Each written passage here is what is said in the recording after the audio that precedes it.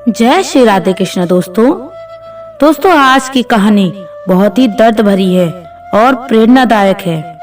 एक सौतेली माँ जिसने अपनी सौतेली बेटी को जंगल में फेंक दिया ताकि जंगली जानवर खा जाए, लेकिन ईश्वर की मेहरबानी की कि उसे एक बेजुबान बंदरिया ने कैसे पाला।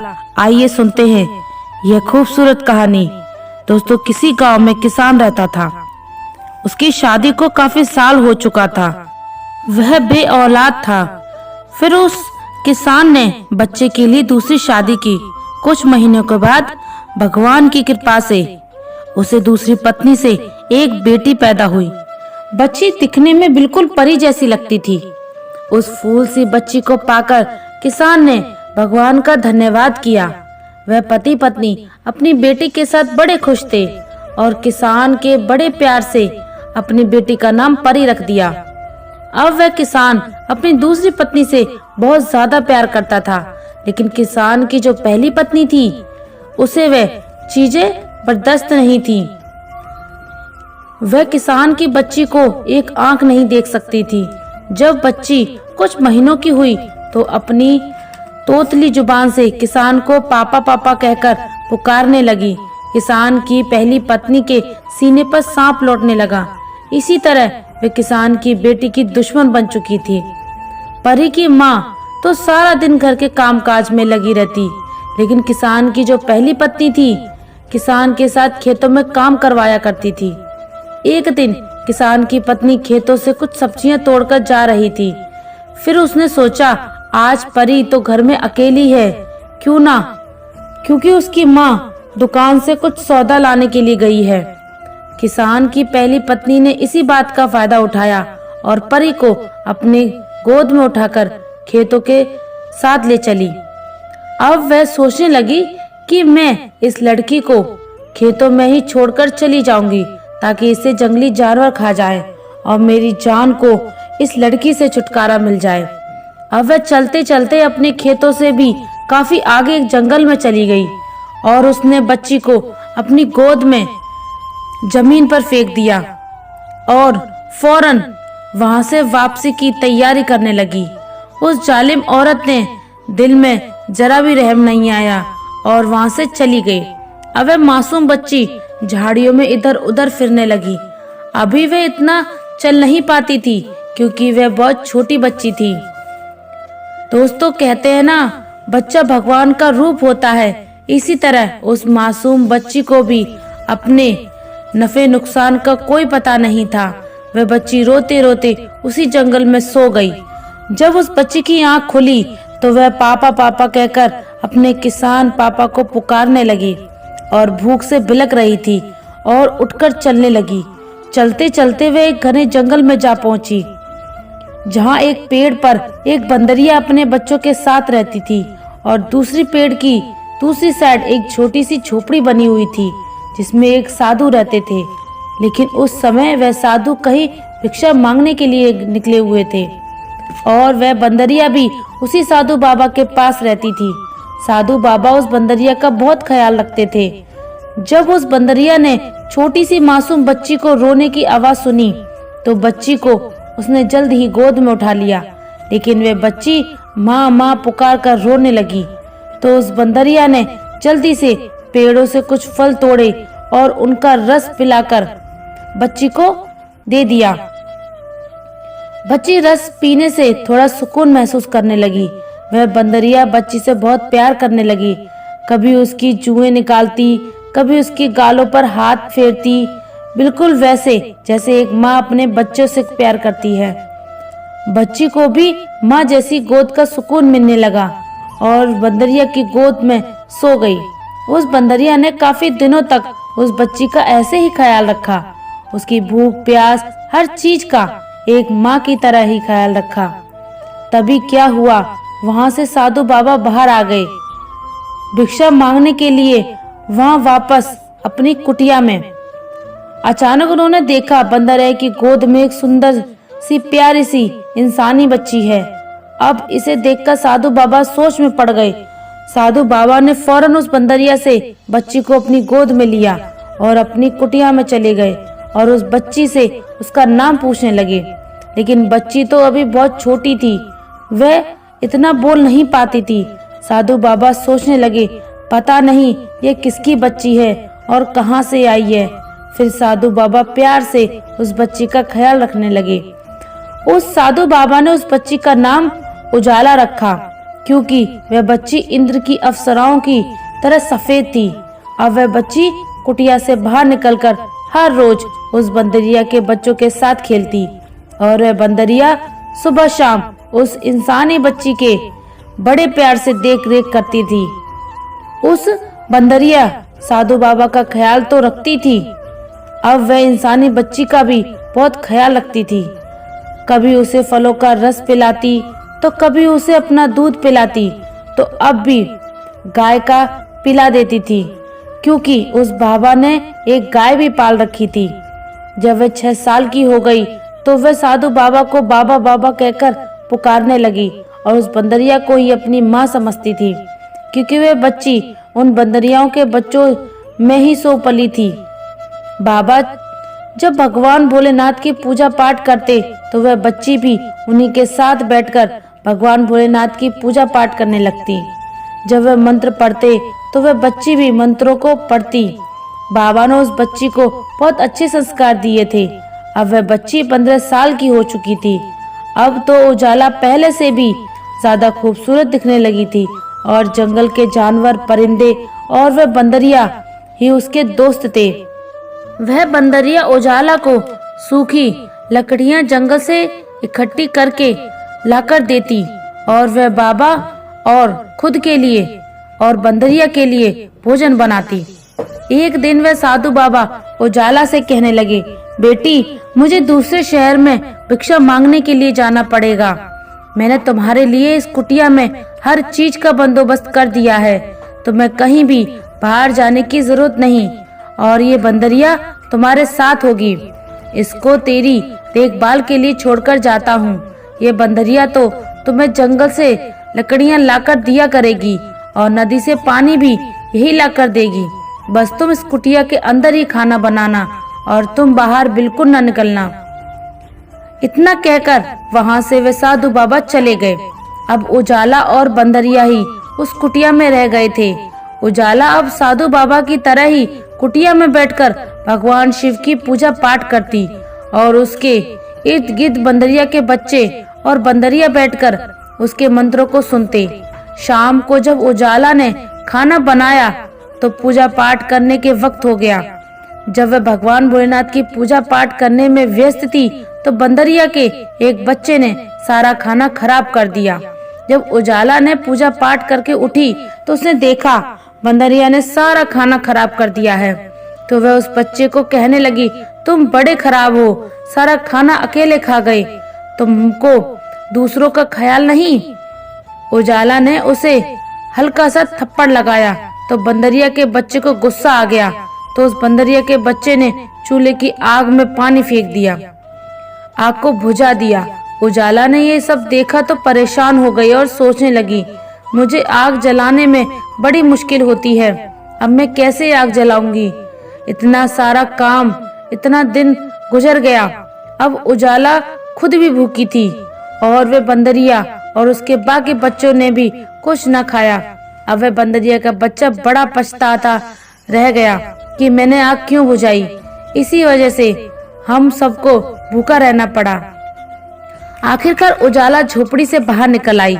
उसे एक दूसरी झोपड़ी से बाहर धुआं उठता हुआ दिखाई दिया तो उस धुएं को देखकर झोपड़ी के पास गई जहां से धुआं निकल रहा था। उस कच्ची झोपड़ी के अंदर एक राक्षसी बुढ़िया थी। बुढ़िया का एक बेटा था जो कि बड़ा आदमखोर था। उसको इंसान की खुशबू आते ही फौरन पता चल गया था। जब उस बुढ़िया ने उजाला को देखा तो उसके मुंह में से पानी आ गया। ख्यालों में उजाला को खाने के लिए सोचने लगी, काश इस वक्त मेरा बेटा घर पर मौजूद होता तो इस इंसानी लड़की को कभी न जाने देता। अब उसने प्लान बनाया, जब तक मेरा बेटा नहीं आता मैं इस लड़की को बातों में लगाकर इधर ही रोक के रखूंगी।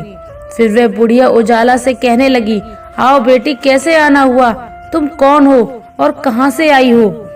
उजाला कहने लगी, मैं अपने बाबा की लाडली बेटी हूँ जो कि बहुत ही नेक हैं। इस वक्त वह दूर वाले गांव में भिक्षा मांगने के लिए गए हैं और मैं घर पर अकेली हूँ। बंदरिया ने शरारती बच्चे ने चूल्हे से आग बुझा दी।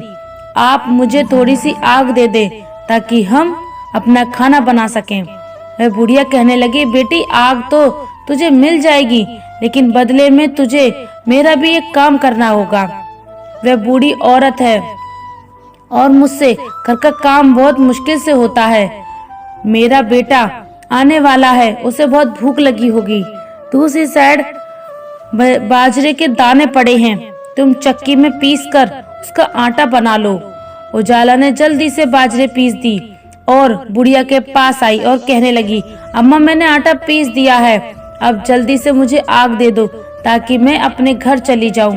बुढ़िया कहने लगी, बच्ची तुम कितनी अच्छी हो, और देखो ना मेरा घर कितना गंदा हो रहा है, और देखो मेरी तो हड्डियों में इतनी जान भी नहीं है कि मैं काम कर सकूं। तुम तो जवान जाहिल हो, मेरे घर की थोड़ी सफाई कर दो। उजाला ने फौरन से झाड़ू पकड़ा और जल्दी से पूरे घर की सफाई कर दी, लेकिन वे बुढ़िया बार बार बाहर का रास्ता देख रही थी और दिल सोच रही थी, आखिर मेरा बेटा आज जल्दी क्यों नहीं आ रहा, पता नहीं क्यों वह आज देर हो गई। अब मैं और कितने बहाने इस लड़की के आगे लगाऊंगी। इतनी देर में उजाला उस बुढ़िया के पास आई और कहने लगी, अम्मा मैंने तुम्हारे घर के सारे काम कर दिए हैं, अब तो मुझे आग दे दो ताकि मैं अपने घर चली जाऊं। बुढ़िया कहने लगी, बेटी वाकई तूने सारा काम कर दिया है, बस मेरा एक और काम कर दे। पास वाले कुएं से मुंह बुढ़िया के लिए थोड़ा सा पानी ला दो। उजाला ने जल्दी से घड़ा पकड़ा और नदी से पानी ले आई। अब बुढ़िया से कहने लगी, अम्मा अब तो मैं घर जाकर ही रहूंगी क्योंकि मुझे बहुत देर हो गई है। आपने मुझे आग नहीं देनी थी तो ना देती। बुढ़िया कहने लगी, बेटी कैसी बातें कर रही हो, बेटी तुम तो बहुत अच्छी हो, यह लो आग और ले जाओ, और एक मुट्ठी बाजरा भी लेते जाओ। जहाँ जहाँ से तुम गुजर जाओगी वहाँ वहाँ इस बाजरे छिट जाना। उजाला ने फिर ऐसा ही किया। चलते चलते वह रास्ते से आ गई। अब उजाला ने जल्दी से आग जलाई और झट से खाना बना दिया। सबसे पहले उसने बंदरिया और उसके बच्चों को खाना दिया, इसके बाद उसने खुद खाना खाया। उजाला को घर आए कुछ ही देर हुई थी, इधर उस बुढ़िया का आदमखोर बेटा भी घर आ गया। बुढ़िया फौरन अपने बेटे को डांटने लगी और कहने लगी, आज तुम कहाँ चले गए थे, कितनी देर हो गई। इतना अच्छा खासा शिकार हमारे घर पर खुद चलकर आया था, अब वह वापस चला गया। मैंने उसे कुछ बाजरे के दाने दी थी, अब तुम्हें एक ही तरह से उस लड़की का शिकार मिल सकता है। जहाँ जहाँ वह बाजरे के दाने बिखरे हुए हैं उन्हीं के पीछे पीछे तुम चले जाओ। अब बुढ़िया का आदमखोर बेटा अब दोनों के पीछे पीछे चलने लगा। वह दाने अब एक जंगल के पास पेड़ के पास ही खत्म हो गए। उसने अब इधर उधर नजर दौड़ाई तो उसे एक कुटिया नजर आई। उसने कुटिया का दरवाजा जोर से खटखटाया और कहने लगा, बेटी दरवाजा खोलो, मैं तुम्हारा बाबा हूँ और देखो मैं तुम्हारे लिए क्या क्या लेकर आया हूँ। लेकिन उजाला तो खाना खाकर सो गई थी, उसे दरवाजा खटखटा की जरा भी आवाज नहीं आई। अब उस आदमखोर को बड़ा गुस्सा आया और वह गुस्से से दरवाजा पटक कर तोड़ने लगा, मगर वह नाकाम रहा क्योंकि उस कुटिया के दरवाजे लोहे की सीकों से मजबूत बने हुए थे। यहाँ तक कि उस आदमखोर की एक उंगली टूटकर उस लोहे की सलाखों में फंस गई और वह उंगली उसी किसी जंगली जानवर नमा इंसान की लग रही थी। अब वह नाकाम होकर चला गया। सुबह हुई। उजाला ने जब कुटिया का दरवाजा खोला तो उस आदमखोर की जो उंगली कटी थी उसका नाखून उजाला के हाथ में चुभ गया। उजाला दर्द से चिल्लाने लगी। आहिस्ता आहिस्ता उस नाखून का जहर उजाला के पूरे जिस्म पर फैल गया और वह बेहोश होकर गिर गई। अब बंदरिया और उसके बच्चे उसके इर्द गिर्द बैठकर रोने लगे। बंदरिया कभी उसका सर दबाती, कभी उसका पाँव में मालिश कर दी, लेकिन उजाला नहीं उठी। इतने में बाहर घोड़े पर सवार कुछ लोग आए। उसमें एक राजा था और बाकी उसके मंत्री और दरबारी थे। वे शिकार करने के लिए निकले थे। राजा ने अपने मंत्री को हुक्म दिया, यही पर अब खोमा लगाया जाए। राजा की नजर उस झोपड़ी पर पड़ी तो उसने मंत्री से कहा, इसके अंदर जाकर तो देखो, यह झोपड़ी अंदर से दिखने में कैसी है। जब मंत्री ने झोपड़ी के अंदर गया और झट से ही बाहर आ गया। राजा ने पूछा, क्या हुआ? तो उसने बताया, उस झोपड़ी का दरवाजा तो पहले ही खुला हुआ था और अंदर एक बहुत ही खूबसूरत लड़की बेहोश पड़ी है। उसके पास एक बंदरिया बैठी हुई है जो कि रो रही है। राजा ये सुनकर बड़ा हैरान हुआ और उसको दिलचस्पी हुई कि मैं खुद अंदर जाकर देखूं, आखिर ये मामला क्या है। राजा ने मंत्री को हुक्म दिया, उस लड़की को झोपड़ी से बाहर निकाल कर लाओ। जब उस लड़की को बाहर निकाला गया तो उस राजा ने लड़की के सीने के पास अपना कान लगाकर सुना तो उसे पता चला कि अभी भी उसकी सांसें चल रही हैं और लड़की भी बहुत खूबसूरत है। फिर राजा की निगाह उस लड़की की हथेली पर पड़ी तो उसने देखा उसके हाथों में एक खतरनाक नाखून चुभा हुआ था।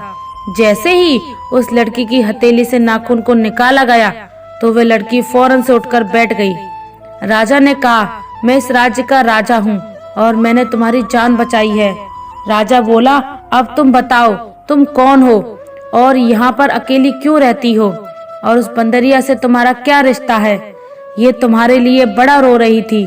लड़की बोली, महाराज मैं अकेली कहाँ हूँ, मैं एक साधु बाबा की बेटी हूँ और ये बंदरिया मेरे बचपन की साथी है। मेरे पापा कुछ भी भिक्षा मांगने गांव में गए हैं, बहुत जल्द वापस आ जाएंगे।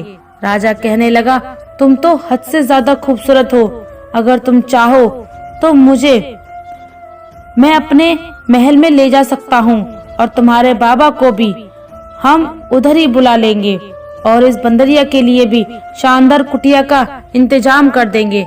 बस तुम मेरे साथ चलो, क्योंकि लड़की का जंगल में रहना अच्छा नहीं होता। उजाला मान गई। जब राजा उजाला और अपने साथी बंदरिया को लेकर महल पहुंचे तो राजा की माँ कहने लगी, बेटा तुम इस लड़की को किस रिश्ते से यहाँ लेकर आए हो? ऐसे तो लोग बातें करेंगे। तुम ऐसा करो, इसके साथ विवाह कर लो, इस लड़की की इज्जत और मान सम्मान भी बच जाएगा। फिर उसने चंद ही दिनों में उजाला के साथ राजा ने विवाह कर लिया। अब उजाला राजा की रानी बन गई थी। उस राजा की पहले भी एक रानी मौजूद थी। राजा को उजाला से बहुत मोहब्बत हो गई थी। वह उसका बहुत ख्याल रखता था। उसने अब उसकी देखभाल के लिए एक दासी भी रख दी थी। वह दासी बुढ़िया थी जो उजाला को बहुत अच्छी लगती थी, क्योंकि वह दासी उजाला को बेटियों की तरह प्यार करती थी। एक दिन वह बुढ़िया उजाला से कहने लगी, बेटी जरा अपने शैतान से बचकर रहना, वह बहुत होशियार है, यह तुम्हें नुकसान पहुंचा सकती है। उजाला कहने लगी, बड़ी अम्मा ऐसा नहीं सोचते, वह तो मुझे बहनों की तरह मानती है और वह भी इस राजमहल की रानी है और मैं भी रानी हूँ, तो वह मुझसे क्यों जलेगी? बूढ़ी अम्मा की समझ में कुछ ना आया और उसने ऐसे ही सर हिला दिया। अब वह उजाला अपने सौतन के कमरे में अक्सर चली जाया करती थी और उससे बातें भी किया करती थी। उजाला की सौतन बड़ी तेज थी, वह उस पर अपने जलन का इजहार नहीं होने देती थी। एक दिन वह दोनों महल के बाहर खड़ी थी। उजाला के साथ उसकी बंदरिया भी थी।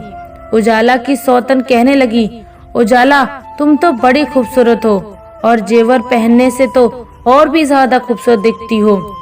नदी के बिल्कुल करीब जाकर तुम अपने परछाई को देखो तो सही में तुम कितनी खूबसूरत हो। उजाला अपनी सौतन के साथ चलने लगी तो बंदरिया उसको साड़ी के पल्लू को पकड़कर उसे खींचने लगी, जैसे वे उजाला को रोकना चाहती हो कि उसके साथ मत जाओ। लेकिन उजाला को उसकी इस हरकत पर गुस्सा आया। उसने बंदरिया को झटक दिया और कहने लगी, क्या मामला है? कभी तो मेरा पीछा छोड़ दिया करो। और फिर दोनों नदी किनारे चलने लगी। पूजा। उजाला अब नदी के पानी में बिल्कुल सामने खड़ी होकर आपस में अपने आप को देखकर खुश हो रही थी। इतनी देर में उजाला की सौतन ने उसे उसी नदी के पानी में धक्का दे दिया। उजाला को तैरना नहीं आता था। उजाला चिल्लाने लगी और उजाला की सौतन वहां से भागकर अपने राजमहल आ गई। राजा जब वापस आया तो उजाला को ढूंढने लगा। जब उसे उजाला कहीं नजर नहीं आई, वह अपनी बड़ी रानी के शयन कक्ष में गया और पूछने लगा, मेरी उजाला कहाँ है? मुझे लगता है तुमने उसे कोई नुकसान पहुंचाया है। रानी कहने लगी, महाराज, मैंने उसका कोई नुकसान नहीं किया। जरूर उस बंदरिया ने ही उजाला के साथ कुछ किया होगा, क्योंकि ये बंदरिया हर वक्त उसके साथ ही चिपकी रहती थी। राजा को उस बंदरिया पर बड़ा गुस्सा आया और उसने अपने मंत्री से कहकर बंदरिया को जंजीरों से जकड़कर एक कमरे में बंद करवा दिया। लेकिन राजा को कहीं भी सुकून नहीं आ रहा था। वह पागलों की तरह उजाला को ढूंढता रहा। राजा न खाता था न पीता था, हर वक्त खुद को कमरे में कैद कर रखता था। एक दिन राजा का गुजर उस नदी से किनारे से गुजरे। उस नदी में एक कमल गट्टा का फूल उगा हुआ था। राजा की नजर जब उस फूल पर पड़ी तो उसको उसमें भी उजाला का चेहरा नजर आ रहा था। जब राजा उस फूल के करीब गया तो उस फूल ने झुककर राजा को राम राम किया। राजा फूल से कहने लगा, क्यों तुम मुझे मेरी उजाला की याद क्यों दिला रहे हो? वह भी तुम्हारी तरह ही खूबसूरत और नाजुक थी, पता नहीं कहाँ चली गई। अब राजा अपना दिल लगाने के लिए अक्सर उस नदी के पास बैठ जाता था और उस फूल से बातें करना था।